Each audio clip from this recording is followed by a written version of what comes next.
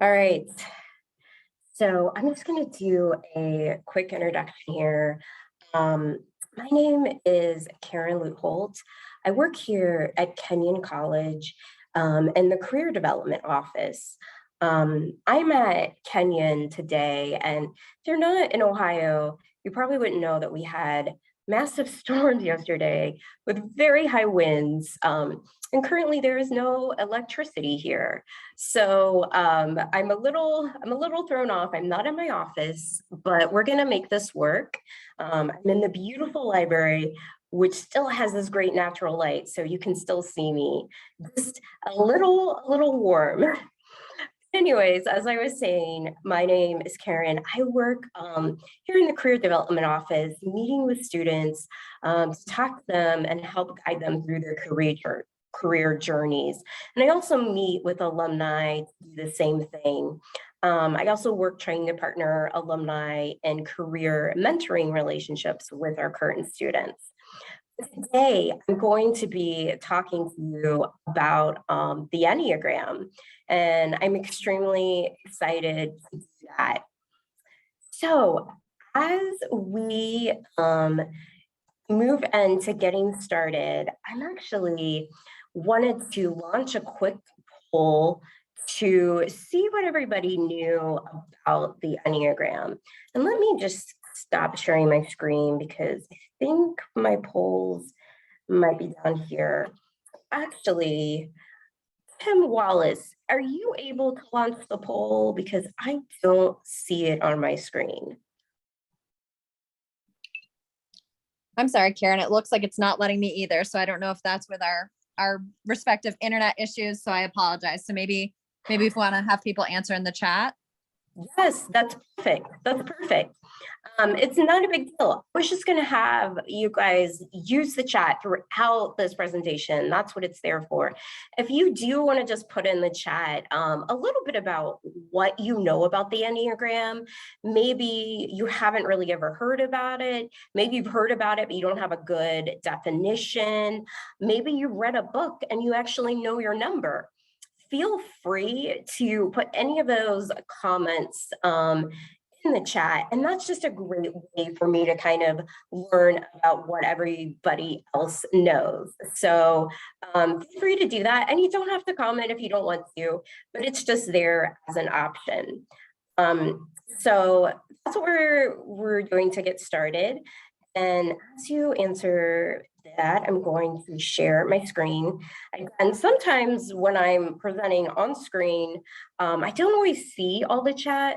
So if I don't respond, just do please be patient. And we're going to have some time at the end to try to do more of a Q&A and to try to talk a little bit more. And some of you, it looks like, have had some great experience with it. As I go through this, especially if I'm talking about a number that you're really familiar with, please put that in the chat. That can just be a way to bounce ideas off of other people. And then at the end, we can really come back to this whole concepts and the things that you're sharing. But as we get started, I kind of designed this presentation be a little like intro level to the Enneagram, knowing that people are going to come from all kinds of levels.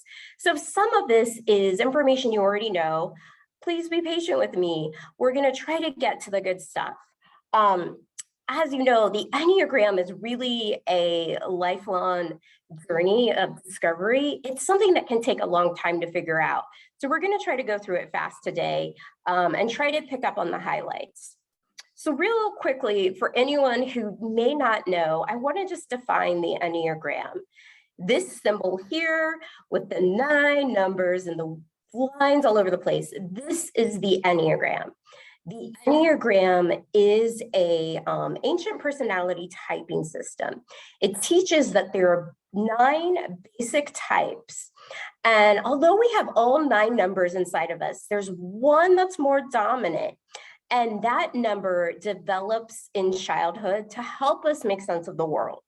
So we're developing this personality, and that's our number that's kind of more dominant. The word Enneagram, Ennea means 9, gram means symbol, picture. So that's what this really is defining. It's a Greek word.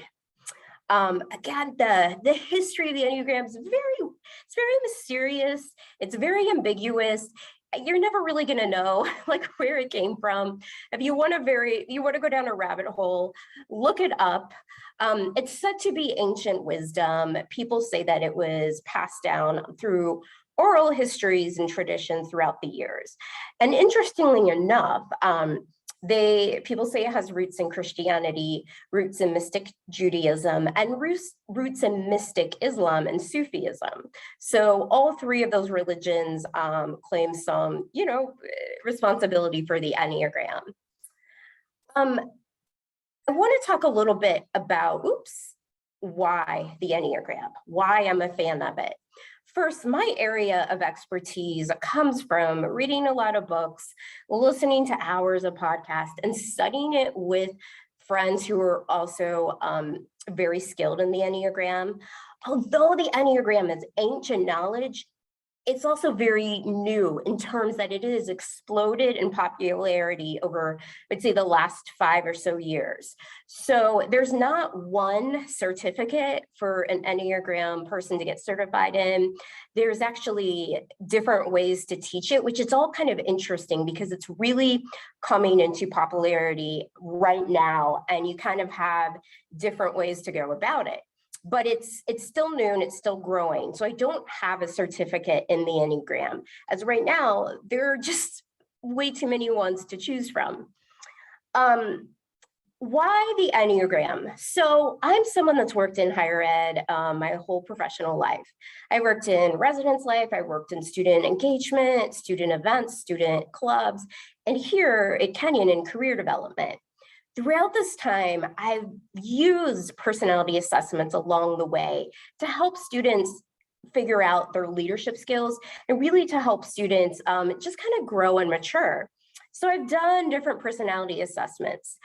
And when I did the Enneagram, it felt like I was sitting there and, someone had crawled inside my body and kind of was hanging out in my brain. And they had just been taking notes my whole life, just taking notes on what I was doing, what I was thinking. And then they decided to write a chapter in the book, titled it Chapter 4, The Individualist, and, hashtag like Karen Leuthold.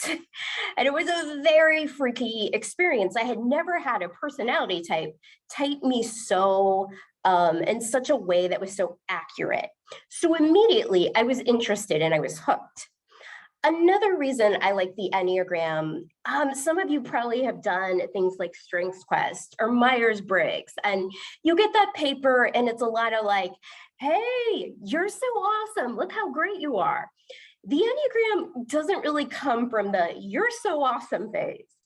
We say your number is probably the one that embarrasses you the most.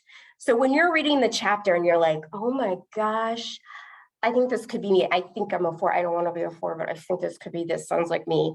It's sort of not flattering. And it's kind of a different way than some of the other personality assessments are that I've used in the past. So I sort of liked that. I kind of trust that about it because it kind of is showing me what some of my patterns were. And that's another reason why I love the Enneagram, is that it's transformative. It doesn't just say, you're a 3, you're an achiever, there you go, end of the day. It says, you're a 3, hey, try not to be so much like a 3. That gets you in trouble at times. Yes, you have strengths that come with it, but let's try to get you more holistic. And I found that very great, especially working with students. So I don't have all my notes again because of my window here. So I'm just trying to always capture all of my thoughts as I go through that. But those are really, one other thing I wanted to say to you about this. Unlike other personality assessments, you'll have one test for Strengths Quest. You'll have one test for Myers-Briggs. We will say that to find your number, I don't really rely on tests because, again, there isn't just one test for the Enneagram. There's a bunch of new ones popping up here and there, but there's not one standard test. And so I like to teach it in the aspect of learn all the numbers and try to go to which one sounds like you. Only you can determine your number. So we're not relying on just a test, and we're not relying on, that. We're relying on you determining your number. And that's something else that makes it a little bit different. So this symbol, to some of you, this might be very familiar. Maybe others, you're not quite sure why there are all these lines. So we start off by saying there's 9 basic numbers, but you're more than a number. Every number on the Enneagram is attached to 2 other numbers. There's a number you go in stress when you're not feeling so great, when you're not in good health, good emotional health. So for me, as a 4, I go to the low side of a 2 in stress, and I become an unhealthy 2 or an unhealthy helper. And then as a 4, when I'm really matured and I've really worked on myself and I'm doing well, I go to a high side of a 1, the perfectionist. So you see that these numbers, these lines bring you together. And that's very interesting because you think it's just one number, but actually it's more than that. And it's more than one number. Enneagram teaches a concept called wings. And we say that wherever you fall on this little circle, you're going to have either take on a characteristic of 1 wing or the number below you. So if you're a 7, you're going to have either an 8 wing or you're going to have a 6 wing. A 7 with a 6 wing is going to look different than a 7 with an 8 wing. There's a couple schools of thought on this. One school of thought would be you develop a wing, you have 1 wing throughout your entire, experience. That's your dominant wing, and it doesn't really change. Other schools will say, hey, you're a 7. Sometimes you're going to go over here. You're going to have an 8 wing. Sometimes you're kind of floating back and forth. You'll have a 6 wing. You kind of float back and forth with that. A third school of thought is you develop a dominant wing, and then in your second half of life, I'm entering my second half of life, I don't like to admit that, you go to the other wing. That one is really interesting to me, and that's the one I kind of lean towards. So there's a difference, again, depending on the expert, depending who you're reading, who you're studying under, you're going to have different interpretations of wings. All right, centers of intelligence. One of the great things about the Enneagram is it really talks about the 3 centers of intelligence: gut, body, heart, feeling, head, thinking. We live in a particular country in a particular time that values the head center of intelligence as the only center of intelligence. But the Enneagram teaches that all 3 of these are equally important. And there's one that you're more dominant in based on your number. So we were learning this, right? We were learning that, maybe it's a good thing for people to know what their emotions are and to be able to share their emotions. Maybe that would be a really good thing. We're starting to understand things, or you're hearing this talk about mindfulness, being in your body, feeling all of those things. So we're starting to, I think, value these other centers of intelligence. But just know, if you take nothing else from this talk, that you have a center of intelligence that's more dominant than others. And that's different than, say, your partner. That's different than your coworker. That's different than your mom. And so depending on that, you see right away how that changes your relationships. We also have an anger that goes, we have a word that goes with each center of intelligence. For gut body, it's anger. For the heart center, it's dealing with shame. And head, it's fear. Now, we all have anger, we all have heart, we all have, shame and fear. But these numbers deal with it more prominent. It's more dominant in their experiences. It will look different, again, depending on your number. Eights are the challengers. So they deal with anger by expressing anger. They have no problem expressing anger. 9 are peacemakers, are dead to their anger. They don't express it. They die to it. 1's the perfectionist. 1's, I think the way I describe anger with them is that anger is kind of always under the surface for a 1. You know, you ever talk to someone and they're smiling at you and they're like, yeah, there's no electricity in Kenyon today and it's no air conditioning, and it's fine. It's fine. Yep, it's fine. And underneath, you sense that they're very angry, but they're very much smiling at you. I always think of that as how perfectionists express anger, that it's right under the surface, but they know if they were to really express anger, that would make them bad, which is not what they want to be. So depending on your number, these emotions are going to come out in different ways. So right now, I want to go around the circle, really fast to talk about each number. I might go super fast here. If you have a thought, please put it in the chat. We'll definitely come back to it in the end. So I'm starting with 8. We start in the Enneagram in the body triad. You usually start with 8.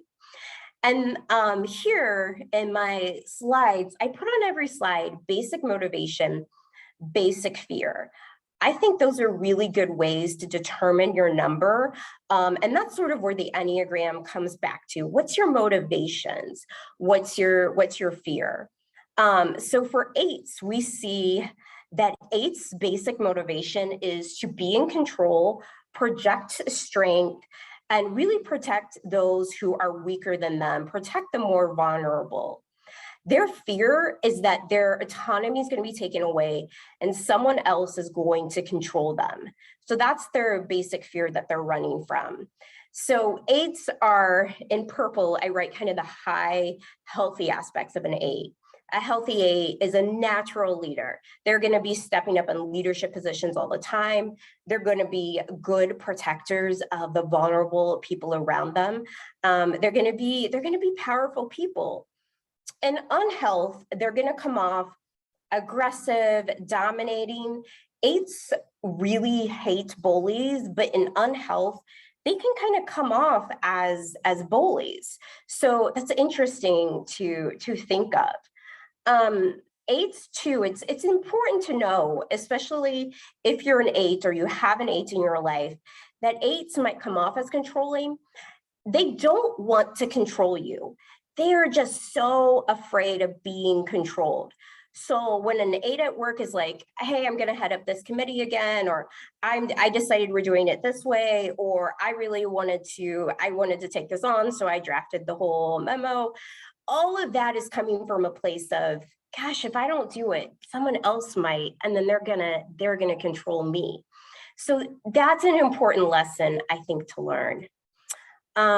Also, each Enneagram number has what we call a passion or deadly sin. For 8s, it's lust in the sense that they're intense people, not in a sexual sense, but intensity in life. 8s often come off as intimidating, and they're surprised by that. They're kind of a little shocked by that because they don't realize that they can be intimidating. But that, that's the truth with it. I also include an orientation towards time on my slides. That was really helpful when I was finding my number, because I definitely don't live in the future. I'm definitely in the past. And so 8s go towards future. And then 8s are low side of 5s in stress, high side of helpers 2 in security. Now, I want you to know that you can have the same number, but look very different from one another. We tend to think 8s and 9s all look this way. We get into these stereotypes. Let's talk about Ernest Hemingway and Mother Teresa. Now, again, only you can determine your number. So they're not here for us to ask, but Enneagram people, Google any famous 8 or famous 2. We love typing famous people. That just happens a lot. So when I talk about Ernest Hemingway and I talk about control and power and strength, you might get that, right? You might think, okay, Ernest Hemingway, I watched that Ken Burns documentary on him. Yeah, I kind of get that he was always portraying sort of that strength, could be dominating, could be maybe a little bit argumentative. And this picture definitely looks like an 8 picture. You Google photos of Ernest Hemingway, so many of his photos looked like photos of 8s. There was a lot of him posing with an exotic animal he had just shot, like a lot of boxing photos. So this, you might think, I understand that. Then we come to Mother Teresa. If you actually Google 2s, helpers, you're gonna see Mother Teresa is gonna pop up all over the place as a famous 2. But I will argue she's an 8. A lot of that comes from a gentleman, Christopher Hertz, who wrote the Sacred Enneagram. He's an Enneagram expert, and he also served with Mother Teresa in Calcutta for a number of years. In the interview he gave, he talks about her being an 8. So if we think about a leader stepping up, starting your own mission, being powerful, being tough, it takes that to start a mission in Calcutta, doesn't it, right? It takes those skill sets. We also know that healthy 8s want to protect those that are weaker around them. Now we start to see that. She made her life mission protecting those that were weaker around them. And again, I had said in the last slide, when 8s are in growth, when they're in a good place, they can start to look like a really healthy 2, the helper. So this is a way where I would argue that both of these people are 8s, but to show you the nuance of it, the nuance on the Enneagram, that it does look different on people. And again, I'm going to argue that Ernest Hemingway, but I think he was an unhealthy 8, and Mother Teresa was more of a healthy 8. All right, so now let's move on to 9s. Keep it going, are peacemakers. 9s do not want to feel conflict. That is their basic motivation. They don't want to have anger. They want to have a nice, peaceful experience, Zen-like experience inside at all times. Fear is conflict, and fear that conflict will break their relationship, will tear their relationships apart. 9s, when they're healthy, they're so good at seeing all perspectives. They are very agreeable. They're called the sweethearts of the Enneagram. They're very nice people, and they can be wonderful mediators because they really can see a lot of different perspectives. But when they're unhealthy, they really die to their desires and they don't know how to express them.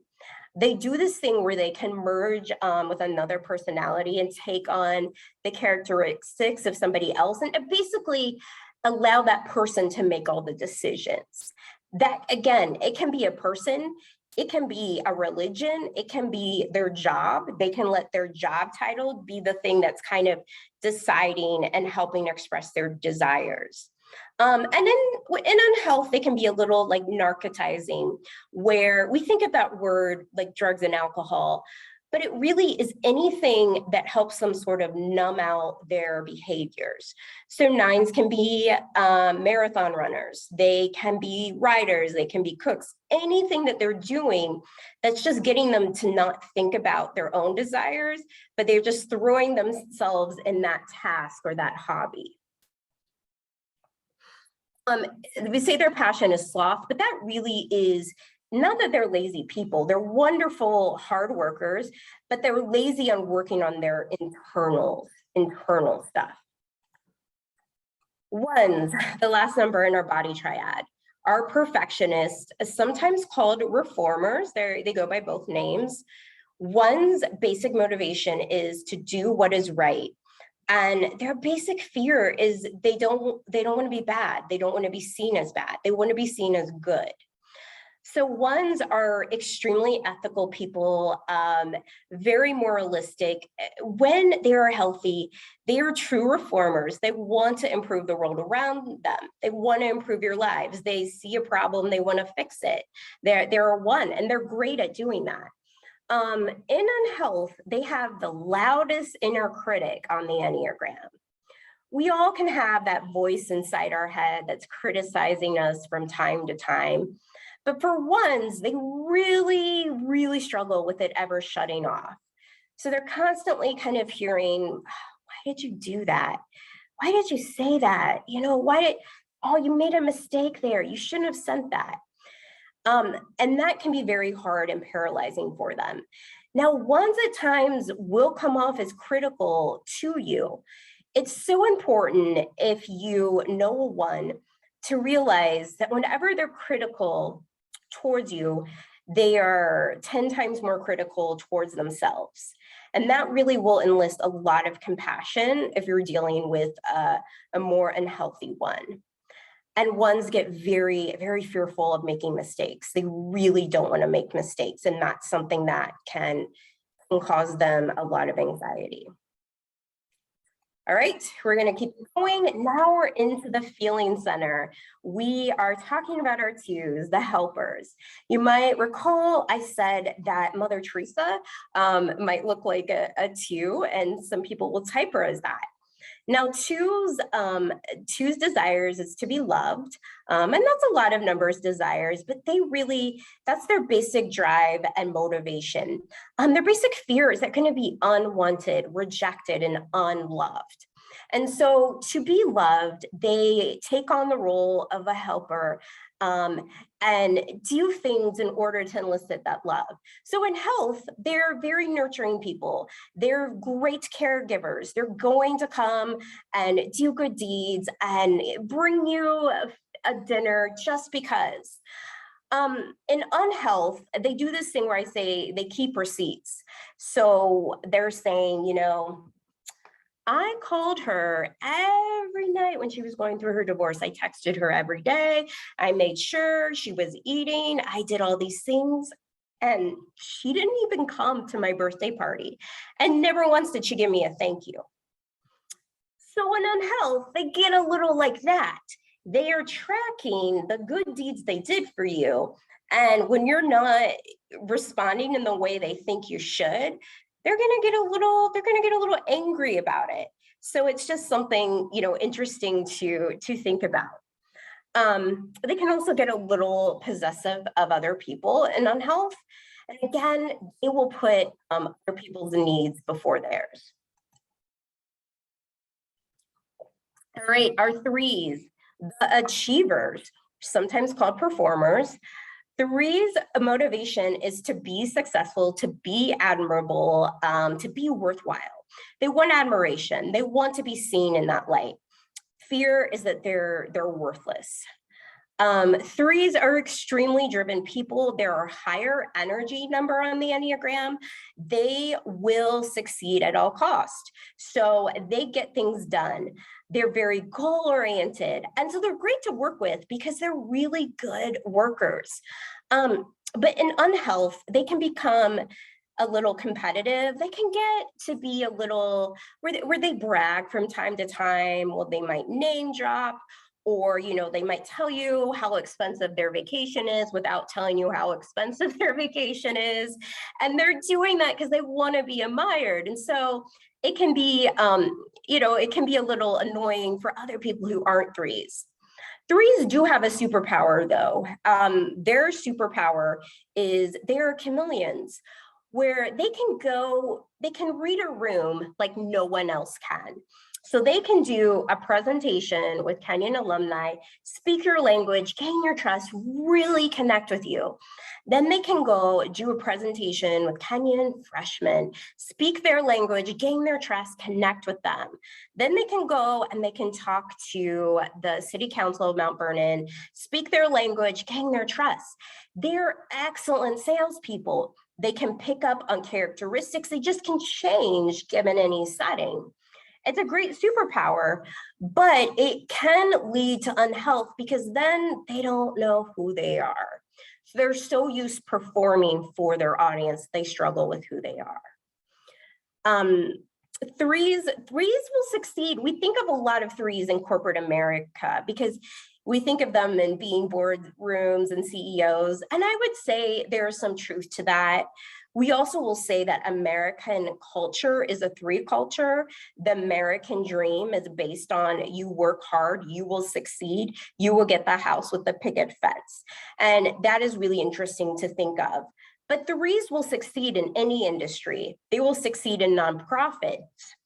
I was listening to a podcast the other day about a gentleman talking about his Enneagram number and how he was a drug dealer and saying, I was going to be the best drug dealer ever. This was before he went to jail. So whatever situation you throw a 3 in, they're going to be successful. Another great interview, a Kenyon alumni, fellow Kenyon alumni, Josh Radner, who most of you will know as an actor, as the alumni that made the movie Liberal Arts. Probably most of you have seen that. He does an interview on one of my favorite podcasts, Typology, talks about being an Enneagram 3. I think it's a great listen for people who are trying to understand 3s. He talks about industry, the entertainment world.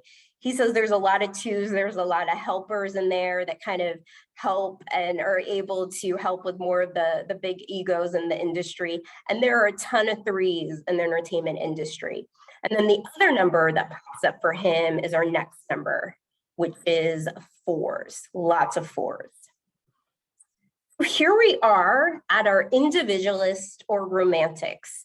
This is my type, this is my number. I also sometimes call this number the tortured artist. That's sort of the stereotype. So 4s, our motivation is to be uniquely ourselves, to be authentic to who we are. Our basic fear is that we wouldn't have an identity or that we're ordinary. 4s tend to think that we're special. In health, we're extremely empathetic. We're the most feeling on the Enneagram. We're all about our feelings. We're in that feeling triad, and we feel feelings the most. We say 4s are our feelings. Not that we have feelings, we are our feelings. So you have a hard time separating feelings from thoughts, from actions, from truth. But we do have a superpower where our superpower really comes in empathy, and it comes in that we can sit in other people's pain and suffering without having to fix them, without having to really fix the situation, and we don't need to flee. We're sort of comfortable in those situations. We can just kind of hold hand and kind of give witness to that, because we tend to feel a lot of melancholy. So other people's pain doesn't scare us as some other numbers might. 4s, when they can channel their emotions, they can really channel it into art, be very creative, make a lot of beautiful things. I am not a creative person, and I'm still a 4. I love, in career development, I love using my natural gift to really meet with students who I say, like, students in crisis, students who just failed their job interview, that come into my office and just need to sit there and vent and cry and go through those emotions. That's sort of where I shine, and that's something that I can do kind of well, where other people might struggle with that. So 4s can be in any industry, and they actually make fantastic counselors, fantastic in working with people in those one-on-one settings. Now, the downside is that 4s, we believe that we have kind of a fatal flaw. There's something sort of broken about us that other people don't have. And that kind of, stays with us, throughout our time. And that we can get caught up in those feelings. We can kind of sort of be self-absorbed in our emotions and lack a little perspective to other things. If you want to learn about 4s, a lot of people, they will type Emily Dickinson as a 4. Of course, we don't know, but the Apple TV show Dickinson, that character, and don't come at me if you were an English major, because I'm not saying that it's historically accurate. I'm just saying her character in that show is quintessential 4-ness. everything she does is very fourness. And watching that, it's just very, very accurate to what I think a 4 looks like. All right. So right next to the feeling number, we go to 5. We say 4 are their feelings, and then we come to 5, our observers, and we say 5s don't have feelings. Of course they do, but they really struggle with identifying them. It's interesting, on the Enneagram symbol itself, the biggest distance between 2 numbers is between a 4 and a 5.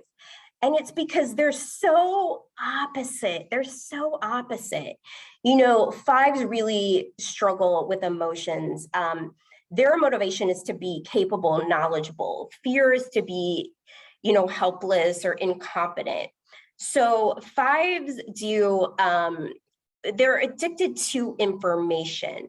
They really love to have this idea that their safety and their well-being is going to come through consuming information.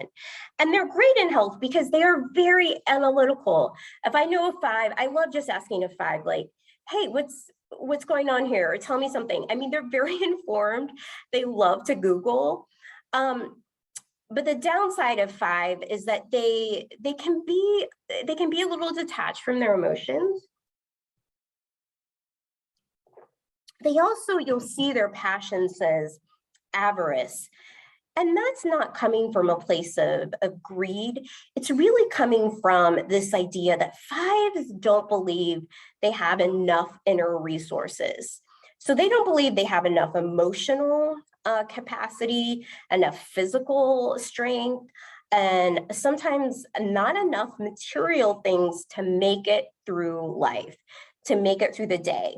So they're a lower energy number just because they look at their calendars and they think, I got this meeting and then I got a dinner party and it's too much. I'm going to be too overwhelmed. And they really kind of get into that scarcity mentality. When you're a 4 with a 5 wing or a 5 with a 4 wing, it's very, very interesting because you're really going against those 2 conflicting sides. 6. Now we're in, I didn't announce it, we're in the Intellect Triad right now, which deals with the emotion of fear. Now 6s feel fear the most and would fear the most. You know, they want support, security, guidance. Their basic fear is that they don't have support, they don't have security. When 6s are healthy, you know, they have a healthy suspicion, which I really like about them. They might not trust you right away, but once they gain your trust or you gain their trust, they are very loyal to people. They are very, very good friends. They will ride or die for you, but they don't do that right away. Now, in unhealth, they kind of go into worst case scenario thinking, where they're always kind of thinking through, what if this happens and the next thing you know, and then I'm gonna end up and be broke and homeless. You know, they kind of can spiral down into that place. You never want to say to a 6, you don't want to say this to a 4 either. You never want to say, it'll be okay. When someone says to me, it'll be okay, it'll work out, I look at them like they're aliens. I have no idea why people say that. 6s, you don't want to disregard their fear, just like you don't want to disregard a 4's feelings. You want to try to help them navigate and think through those fears, but you don't want to say, oh, that's ridiculous, that will never happen, you have nothing to worry about. That just makes them fear very, you know, they're going against that grain of their dominant personality type, and that's really hard for a 6. I always think with 6s, it's a great time to pause when we talk about 6 and go a little bit into subtypes. So we said there are 9 basic numbers. That's true, but each 9 numbers have 3 subtypes for them. So in a way, there's kind of 27 numbers if we're honest about it. Now, it doesn't make a ton of difference, except for it makes a big difference with 6s and a big difference with 4s. So we always want to stress that. Your subtypes are always these 3 things, which are in all of us, but again, one is more dominant. And self-preservation people, no matter what their number, these people tend to have a little more anxiety, have a little more fear than other subtypes. Socials, I'm a social. We tend to really think about people in terms of groups. We love people, but we also see them in groups. You know, whenever I'm working at a place, I'm always thinking, how is my team perceived? Are we seen as hardworking? Are we seen as important? Are we seen as the most fun team? Are we seen as the best dressed? Like I'm always thinking of kind of the status in groups. And sexual one-on-ones love to connect deeply on a one-on-one level with people. So again, all of these in you, one's more. And that's going to change. Forget about the Enneagram. If we just think of this is going to change how you relate to those in your life. When you might be self-preservation, they might be social, all of that changes. Now, with 6s, the self-pres 6, this is your classic 6. It's going to come off as the most phobic. They're going to, in fight and flight, they're going to take the flight mode, and they're going to run away from fear. So as I described a 6, that's the most way it would look. Social 6s. All 6s really struggle with authority. They have weird relationships with it. This social 6 will fight and flight, kind of go back and forth, and they're going to look more at authority. And then your sexual one-on-one 6. This 6 is going to get mistyped a lot as an 8. It is going to run towards fear. You're going to think they're very brave. You're going to think they're very strong. But it's all fear-based. It's that motivation, it's that desire. They're doing that in order to fight their fear. So they have a fear of heights, they're jumping out of planes. They're gonna look brave, they're gonna look strong, but they're fighting their fear. So it comes back to motivation and desires. And a woman named Beatrice Chestnut, highly recommend reading her. She is, I think, the biggest authority on subtypes. She wrote a book that really details all 27 subtypes and is a fascinating read. If you struggle finding your number, reading about subtypes might help you really paint a better picture. So again, we think Enneagram is real simple, but it's much more nuanced. It's much more nuanced. You can see how this changes things. This is my cat, Izzy. She is a self-preservation 6 with a 7 wing. So when you take your subtype and you take in your wing, you see how that changes a person. So she's always running from fear. I mean, she is hiding from thunder, from rain, from a person. She finds a place and she hides, and she does not come out until it's safe. But then she has a 7 wing because she's kind of fun and she likes to play. Which brings us to our last number. The fun number, the enthusiasts, the 7s. 7s' basic desires, they want to feel content. Their fear is getting trapped in a negative feeling. If 7s feel something negative, they think they might just stay there for a really long time and never really get out of that. And then they just really fear going without something, not being content. 7s are so optimistic, fun, adventurous. Everything's kind of a new adventure. They're always wanting to do things. They're really good visionaries. They do a lot of, you're going to find them at a lot of startups in this country because they're great at creating things. The downside is that they don't like to commit. 7s want to keep their options open, and it's hard for them to really commit to careers, to people, to anything that's taking away an option. They're great at creating things, but they're also not so awesome at finishing them. Sometimes they just want to go on to the next adventure and don't really focus and step into those small details that are important. Okay, we did it. We did it. We went through all 9 numbers. Whew, all right, all right. So real quickly, just wanna, I'm just gonna stop my screen for a second. For those who stayed with me and you listened to that, first, thank you. I so appreciate it. If there are any thoughts or any comments you have, feel free to unmic yourself and talk. Yeah, Lorraine, go right ahead.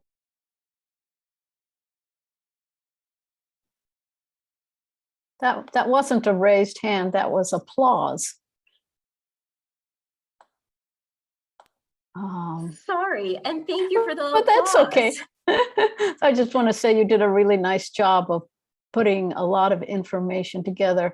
And one thing I liked a lot was your own enthusiasm and bringing your personal experience, weaving your personal experience in with it. So thanks. Clap, clap, clap, clap. Well, thank you. Well, thank you. Okay, and then it looks like we have a question. If we can go over subtypes some more. Okay, yep, Christine, I have a bunch of books at the end that I will show you in my slides, some resources, some names that I think are good. Yeah, if I talk a little bit with Rosemary's question with subtypes. Yeah, subtypes are so interesting. You know, one of the things I will say about this is all numbers have 3 subtypes. Now, out of all 3 of them, there's one that's always called the counter type. And it just depends on the number. It could be a social, or it could be a one-on-one, or it could be self-preservation. So for example, the counter type always is going against that kind of passion or deadly sin. So for 6s, the counter type was the one-on-one sexual 6. And it was going against fear by running towards it. For 4s, self-preservation 4s, they are the counter type. They our deadly sin is envy. We're kind of envious of everyone else who has an ease of going through life, who kind of makes life look easy. So 4s look more like 3s that are counter type, because they're using that envy to fuel to get what they want. So they are, you know, getting the jobs, they're being successful, they're looking for that admiration, they're really looking like a 3, but it's because they're going against that envy. So again, 6s and 4s, it really makes, I think it makes a difference in every type, it just changes the way you present. And the Complete Enneagram by Beatrice Chestnut is the best way to learn about subtypes. It is a thick, giant book, but even if you just know your number, you can start in that chapter, and that's really going to help you with that.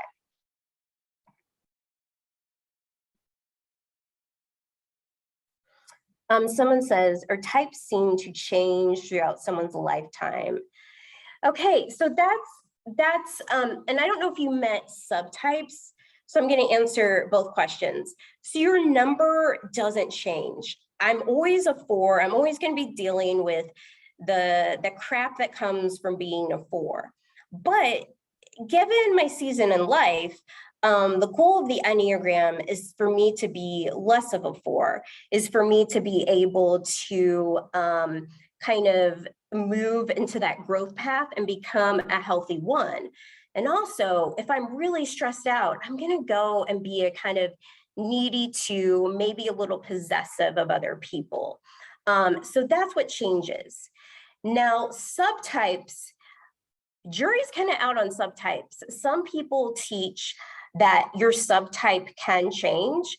Again, dealing with different stress and different circumstances, that subtype will present differently for you. Some people would say subtypes wouldn't change. Okay, and it looks like somebody wants the 9 slide again. Let me try to get us back there.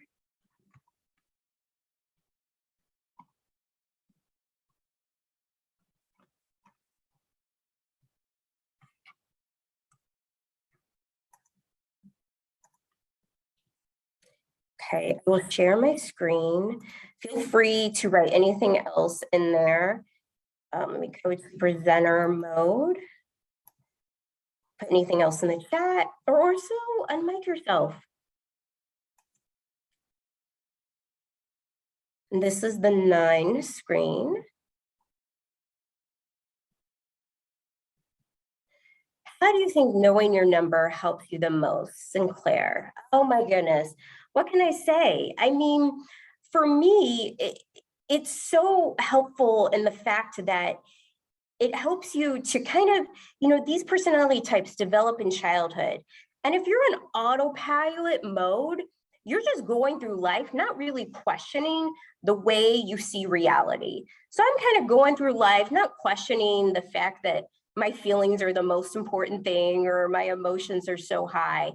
And then when you learn your number, you kind of learn, ooh, this isn't the way the other people see it. And this isn't particularly healthy. Now that I'm a grown adult, I don't need this to help me get through childhood and make sense of the world. I can become a more holistic person.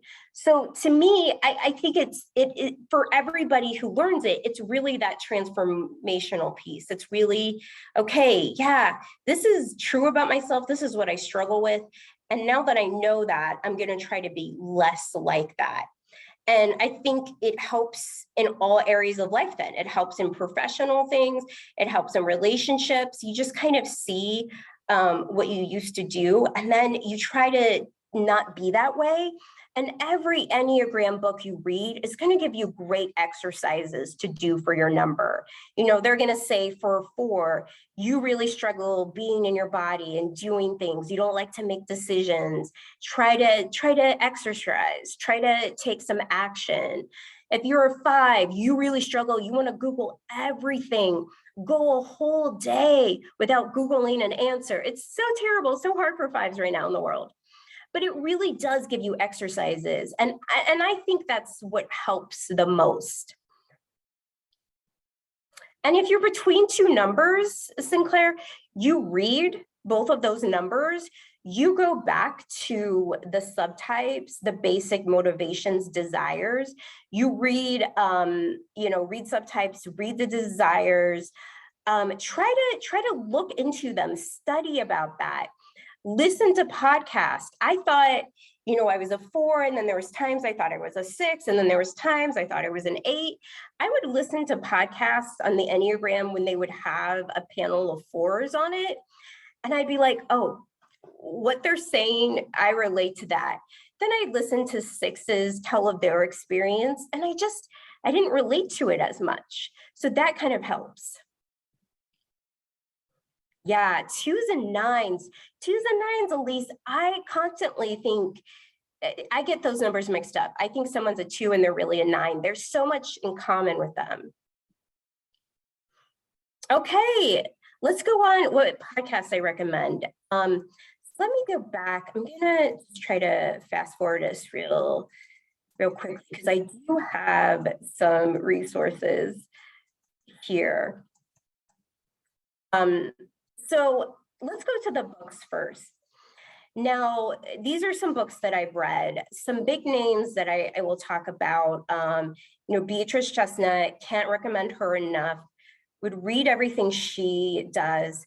A good intro book, I think, is The Wisdom of the Enneagram. It's by Rizzo and Hudson. And years ago, they've been doing this work for a very long time. And they've founded the Enneagram Institute, which is a good website to go to. I trust a lot of the things they put on there. Another great beginner book, Ian Morgan Cron is my favorite for Enneagrams. I love his podcast. I love the book he wrote with Susan Stable. They are both very knowledgeable, and I thought it was a great intro level.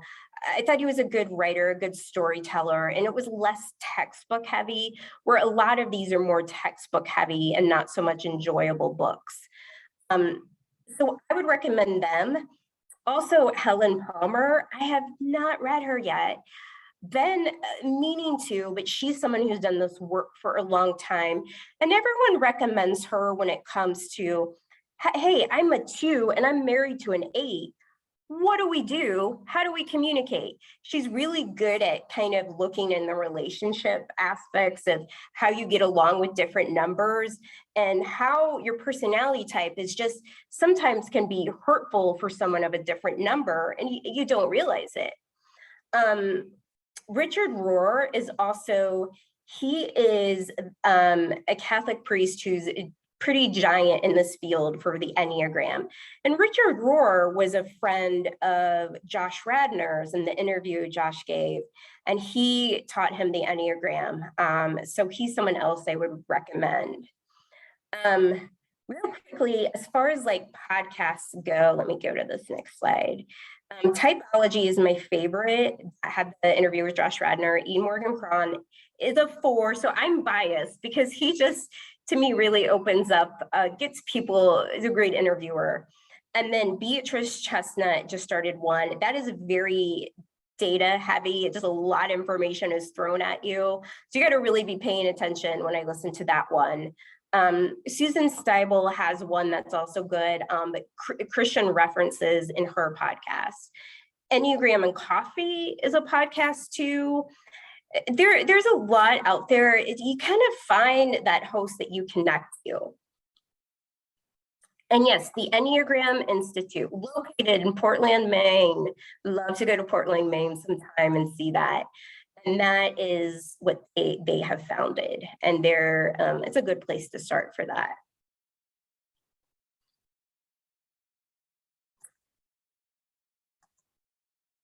Also, just real quickly, I know I said don't take a test. You can take a test.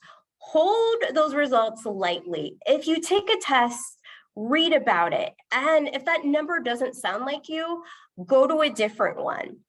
3 tests I will recommend. Most tests always say I'm a 6, but the eclecticenergies.com has an Enneagram test that has gotten me right every time. So take that with a grain of salt. The Enneagram Institute has a test called the Rita.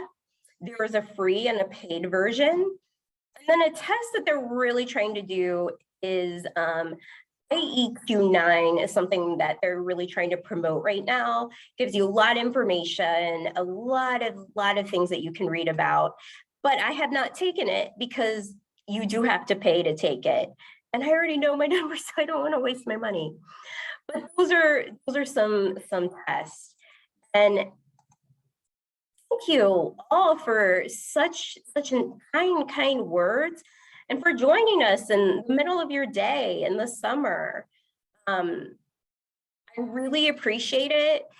Reach out to me for anything career related or Enneagram related. And I do hope that it is cool where you are because it is very hot in this library. But we're gonna get through it. We're gonna make this day go better. But just thank you so much for joining us, and have a great rest of your day and a great rest of your week.